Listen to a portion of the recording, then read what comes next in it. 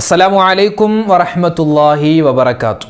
സാധാരണയായി നമ്മളെല്ലാവരും ഖബർ അടക്കിക്കഴിഞ്ഞ്, ഒരു മനുഷ്യനെ ഖബർ അടക്കിക്കഴിഞ്ഞ് ആ ഖബറിൻ്റെ മുകളിൽ മൈലാഞ്ചി ചെടി കുത്തിവെക്കാറുണ്ട്. ഇതിനെന്തെങ്കിലും അടിസ്ഥാനമുണ്ടോ? എന്തിനാണ് ഇങ്ങനെ വെക്കുന്നത്? വേറെ ഏതെങ്കിലും ചെടി വെച്ചാൽ കുഴപ്പമുണ്ടോ? എന്താണ് അതിൻ്റെ ഉത്തരം? എല്ലാം കൃത്യമായി വ്യക്തമായി ഈ വീഡിയോയിലൂടെ നമുക്ക് കേൾക്കാം. നമ്മൾ ഈ ഖബറുമായി ബന്ധപ്പെട്ട് പലപ്പോഴും ചർച്ച ചെയ്യുമ്പോൾ അല്ലേ, ഈ ഖബറിൽ നമ്മളിപ്പോൾ ഒരാൾ മരിച്ച് മയ്യത്തൊക്കെ അടക്കി മണ്ണിങ്ങനെ കൂട്ടി വെക്കൂലേ, എന്നിട്ട് രണ്ട് സൈഡിലും മൈലാഞ്ചി ചെടി വെക്കാറുണ്ട്.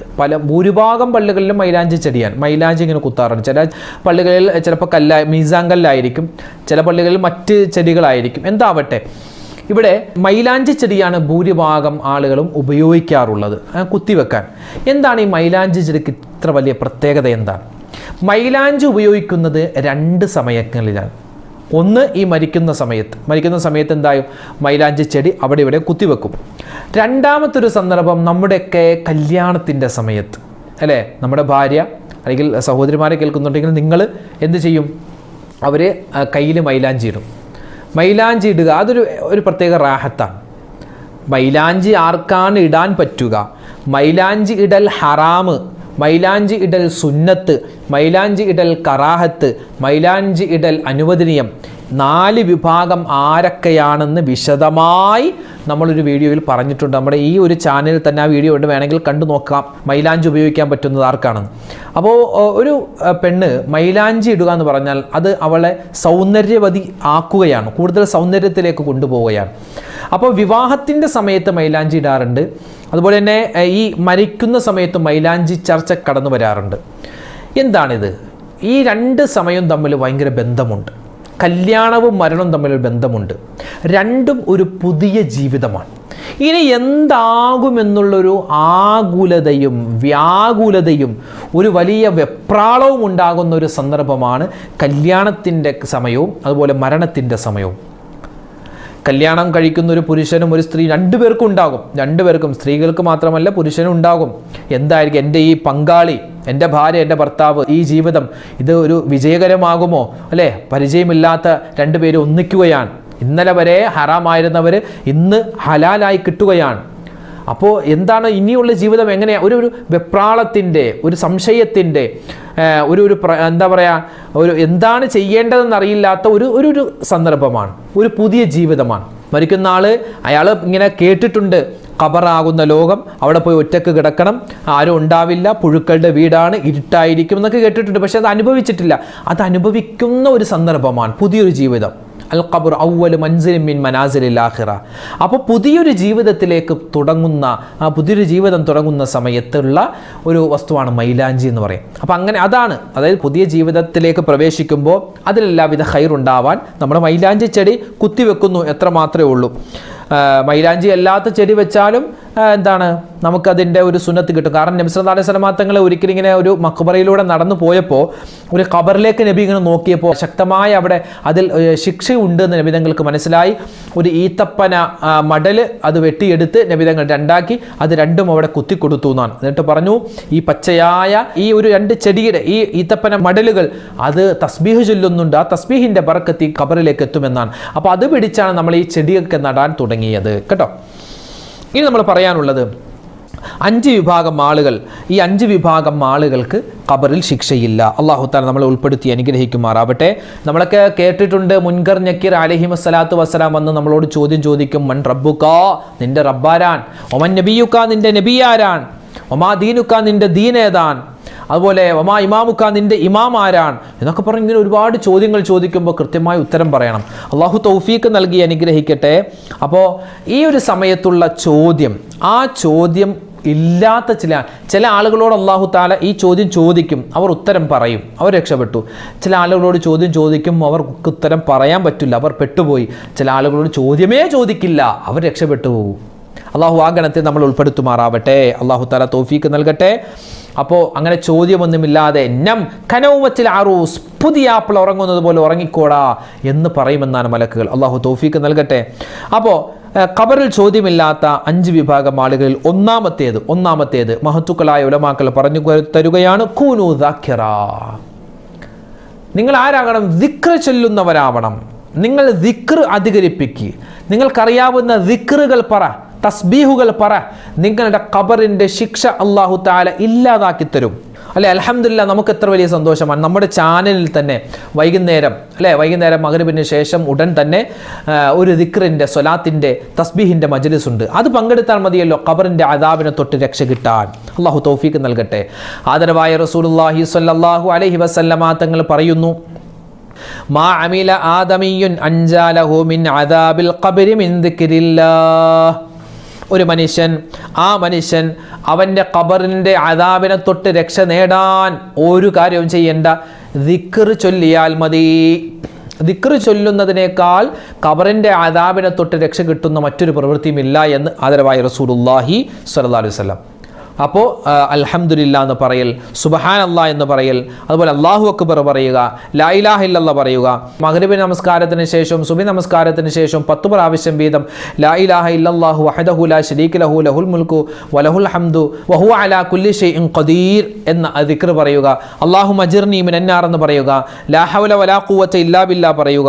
ഇങ്ങനെ നമ്മൾ സ്ഥിരമായി ഏതെങ്കിലും ഒരു ദിക്ർ നമ്മൾ മുറുകെ പിടിച്ചാൽ, എല്ലാ ദിക്റും എല്ലാ ദിവസവും ചൊല്ലണമെന്നില്ല, ഏതെങ്കിലും ഒരു ദിക്റാണെങ്കിലും അത് എല്ലാ ദിവസവും മുടങ്ങാതെ ചൊല്ലിയാൽ ഈ ഖബറിൻ്റെ അദാബ്, ഖബറിൽ ചോദ്യമില്ല, ഖബറിൽ ശിക്ഷിക്കപ്പെടില്ല. അള്ളാഹു തൗഫീഖ് നൽകട്ടെ. ഇതാണ് ഒന്നാമത്തെ കാര്യം. രണ്ടാമത്തേത് മഹത്തുക്കളായ ഉലമാക്കൾ പറഞ്ഞു തരുന്നു, നബി തങ്ങളുടെ ഹദീസിൽ തന്നെയുണ്ട്, സൂറത്തു തബാറക, സൂറത്തുൽ മുൽക്ക് നിങ്ങൾ ഓതണേ. നബി തങ്ങളുടെ ഹദീസ്, സൂറത്തു തബാറക ഹിയൽ മാനിഅ മിൻ അദാബിൽ ഖബർ, ഖബറിൻ്റെ അദാബിനെ തൊട്ട് തടയുന്ന ഒരു സൂറത്താണ് സൂറത്തുൽ തബാറക, സൂറത്തുൽ മുൽക്ക്. അല്ലെ, ഒരു മനുഷ്യനിങ്ങനെ ഖബറിൽ കിടക്കുമ്പോൾ അവൻ്റെ തലഭാഗത്തിലൂടെ അദാബ് ഇങ്ങനെ ഇറങ്ങുന്ന സമയത്ത്, ഇറങ്ങാൻ പോകുമ്പോൾ ഈ സൂറത്തുൽ മുൽക്ക് ചെന്നിട്ട് പറയും, ഇറങ്ങാൻ പാടില്ല, ഇവിടെ ശിക്ഷയൊന്നും പാടില്ല, കാരണം ഇയാൾ എന്നെ ഓതിയവനാണ്. അങ്ങനെ ആ ശിക്ഷ എന്ത് ചെയ്യും? കാലിൻ്റെ ഭാഗത്തിലൂടെ ഇറങ്ങാൻ തുടങ്ങുമ്പോൾ ആ സമയത്തും തബാറക സൂറത്ത് അവിടെ ചെന്നിട്ട് പറയും, പറ്റില്ല, ഒരുപാട് ദിവസങ്ങളിൽ ഈ മനുഷ്യൻ എന്നെ ഓതിയവനാണ്, അതുകൊണ്ട് ഇവനെ ശിക്ഷിക്കാൻ പറ്റില്ല എന്ന് ആ സൂറത്തുൽ മുൽക്ക് നമുക്ക് വക്കാലത്ത് പറയുമെന്ന് ആദരവായ റസൂലുള്ളാഹി സ്വല്ലല്ലാഹു അലൈഹി വസല്ലമ തങ്ങൾ പറഞ്ഞു തരുകയാണ്. പിന്നെയോ മൂന്നാമത്തെ വിഭാഗം, ധൂബത്തൻ, വയറ് സംബന്ധമായ രോഗം വന്ന് മരണപ്പെട്ടവർ. കരടിന് പ്രശ്നം, വൃക്കക്ക് പ്രശ്നം, കിഡ്നിക്ക് പ്രശ്നം, അതുപോലെ കുടലിൽ അൾസർ ഉണ്ടാവുക, കുടലിൽ ക്യാൻസർ ഉണ്ടാവുക, അങ്ങനെ ഒരുപാട് പ്രശ്നങ്ങൾ അനുഭവപ്പെട്ട ഒരുപാട് പേരുണ്ട്. അതുപോലെ പ്രസവ സംബന്ധമായ മരണപ്പെടുക. ഇവർക്കൊക്കെ എന്താണ്? ഖബറിൽ ശിക്ഷയില്ല, ഖബറിൽ അല്ലാഹു തആല ചോദ്യം ചോദിക്കില്ല എന്നാണ്. റബ്ബേ, എന്ത് വലിയൊരു അനുഗ്രഹമാണ്. അല്ലാഹു തആല പടച്ച തമ്പുരാൻ അത് അങ്ങനെ ആരെങ്കിലും മരണപ്പെട്ടു പോയിട്ടുണ്ടെങ്കിൽ അവർക്കെല്ലാം ഈ പറയപ്പെട്ട പ്രതിഫലം കൊടുത്ത് അനുഗ്രഹിക്കുമാറാവട്ടെ. ആമീൻ യാ റബ്ബൽ ആലമീൻ. നാലാമത്തെ വിഭാഗം, നബി സല്ലല്ലാഹു അലൈഹി വസല്ലമ തങ്ങൾ പറയുകയാണ്, മാമിൻ മുസ്ലിമിൻ യമൂതു യൗമൽ ജുമുഅ ഔ ലൈലത്തൽ ജുമുഅ ഇല്ലാ ബഖാഹുല്ലാഹു ഫിത്നതൽ ഖബർ. ഒരു മനുഷ്യൻ മരണപ്പെടുന്നത് വെള്ളിയാഴ്ച രാവിലോ വെള്ളിയാഴ്ച പകലിലോ ആണെങ്കിൽ അല്ലാഹു സുബ്ഹാനഹു വ തആല ഖബറിൻ്റെ അദാബിനെ തൊട്ടവനെ രക്ഷപ്പെടുത്തുമെന്ന് ആദരവായ റസൂലുള്ളാഹ്. പക്ഷെ ഒരു കണ്ടീഷനുണ്ട്, ആരാവണം? അവൻ മുഅ്മിനാവണം, മുസ്ലിം ആവണം, അവന് ഇബാദത്തുകൾ ചെയ്തവനാവണം. എന്നാലേ എന്താവൂ?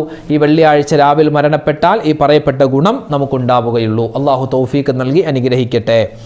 ഇനിയോ അഞ്ചാമത്തേത്, ഷഹീദായിട്ടുള്ള മരണമാണ്. ഷഹീദായ ഒരു മനുഷ്യൻ മരണപ്പെട്ടാൽ അവനിക്കും അല്ലാഹു സുബ്ഹാനഹു വ തആല അല്ലാഹു തആല ആ ഖബറിൻ്റെ അദാബിനെ ഉയർത്തിക്കൊടുത്ത് അതാ സ്വർഗത്തിലേക്ക് പറന്നു പോവാമെന്ന് ആദരവായ റസൂലുള്ളാഹി തങ്ങൾ പറഞ്ഞു തരുകയാണ്. അല്ലേ, ഗസയിൽ, ഫലസ്തീനിൽ ഇപ്പോഴും എത്രയോ ശുഹദാക്കളാണ് ഓരോ ദിവസവും വീഴുന്നത്. അല്ലേ, ഓരോ ദിവസം എത്ര പേരാണ് മരണപ്പെടുന്നത്? അള്ളാഹുവെ പടച്ചവനെ, അവിടെ മരണപ്പെട്ട ഏകദേശം 16,000-ഓളം പേരുണ്ട്. എല്ലാവർക്കും നീ മഗ്ഫിറത്ത് കൊടുക്കണേ അല്ലാ, മർഹമത്ത് കൊടുക്കണേ അല്ലാ. 3 കാര്യം നമ്മൾ ഇനി പ്രത്യേകം ശ്രദ്ധിക്കണം. അതായത് ഖബറിൻ്റെ ശിക്ഷ, ഖബറിൻ്റെ ശിക്ഷ ഇല്ലാതാകുന്ന 5 കാര്യം പറഞ്ഞു. ഇനി ഖബറിൻ്റെ ശിക്ഷ വാങ്ങിത്തരുന്ന 3ഉം അതിനേക്കാൾ അധികരിച്ച കാര്യങ്ങൾ, ഏകദേശം 6 കാര്യങ്ങളുണ്ട്. 6 കാര്യങ്ങൾ എന്താണ്? ഖബറിൻ്റെ ശിക്ഷ ഉണ്ടാക്കുമെന്നാണ്. അള്ളാഹു കാക്കട്ടെ. ഒന്നാമത്തേത്, മാതാപിതാക്കളെ ഉപദ്രവിക്കുന്നവർ. ഉമ്മയെയും വാപ്പയും ഇടങ്ങേറാക്കിയിട്ട് മരണപ്പെട്ടിട്ടുണ്ടോ? ഖബറിൽ ചോദ്യമായിരിക്കും, മടിയും വെടിയുമായിരിക്കും. ഭയങ്കര ശിക്ഷയായിരിക്കും. അള്ളാഹു കാക്കട്ടെ. കാരണം അള്ളാഹു താല ഖുർആനിലും നബിതങ്ങൾ ഹദീസിലും എടുത്തെടുത്ത് പറഞ്ഞ കാര്യമാണ് മാതാപിതാക്കളുടെ കാര്യം. രണ്ടാമത്തേത് ലഹരി വസ്തുക്കൾ ഉപയോഗിക്കുന്നവരാണ്. ലഹരി വസ്തുക്കൾ ഉപയോഗിക്കുന്നവർ, അവർക്കും ഖബറിൽ ശിക്ഷയുണ്ട്, ഉണ്ടാകും. അള്ളാഹു കാക്കട്ടെ. ഇവിടെയാണ് ഒരു കാര്യം നമ്മൾ ശ്രദ്ധിക്കാനുള്ളത്. നമ്മുടെ വീട്ടിൽ ഒരു ചെടി അറിഞ്ഞോ അറിയാതെ ഉണ്ടെങ്കിൽ അത് വലിയൊരു അബദ്ധമാണ്. അറിഞ്ഞ് വളർത്തി നമ്മൾ പിടിക്കപ്പെട്ടാൽ ഈ ദുന്യാവിലും നമുക്ക് കേസുണ്ടാകും, നാളെ ആഖിറത്തിലും കേസുണ്ടാകും. ഇനി നമ്മൾ അറിയാതെയാണെങ്കിലോ നമുക്ക് ആഖിറത്തിൽ രക്ഷപ്പെടാം, പക്ഷെ ദുന്യാവിൽ പലപ്പോഴും പെട്ടുപോകാൻ സാധ്യതയുണ്ട്. ഒരു ചെടി നമ്മുടെ വീട്ടിലുണ്ട് എങ്കിൽ, ഏതാണ് ചെടി എന്നറിയോ? കഞ്ചാവിൻ്റെ ചെടിയാണ്.